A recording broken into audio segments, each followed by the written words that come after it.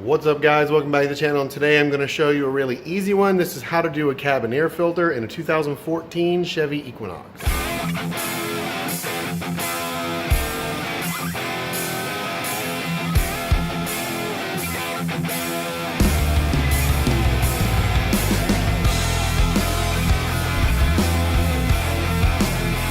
Okay, so the first thing that you have to do is open the glove box. Then you're going to need to get behind the glove box. On these, there is a special way to do that. You basically are going to reach in here to the top, and where these two pieces come together, you can just actually bow this down slightly, and it will pull past it. It will drop down to here, and if you look in behind here, you can actually see the box right there trying to be out of focus. And there's a hole right here you can reach your hand through. This is the way I prefer to do it, but you can get to it. You can take the glove box all the way out of the way, and that makes it a lot easier, but I just prefer not to remove more than I have to.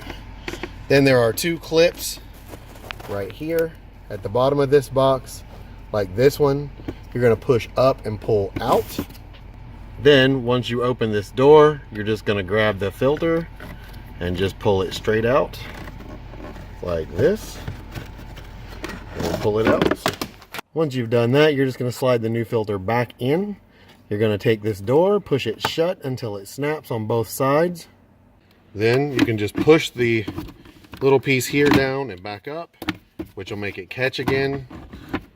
And then you're all set. That's all there is to that one. Like I said, this is a really simple procedure. And I just wanted to add some different stuff because I'm going to try to make sure that I'm bringing in other cars too, because I don't know what all cars you guys own, and I want to make sure I'm touching base on a lot of different stuff.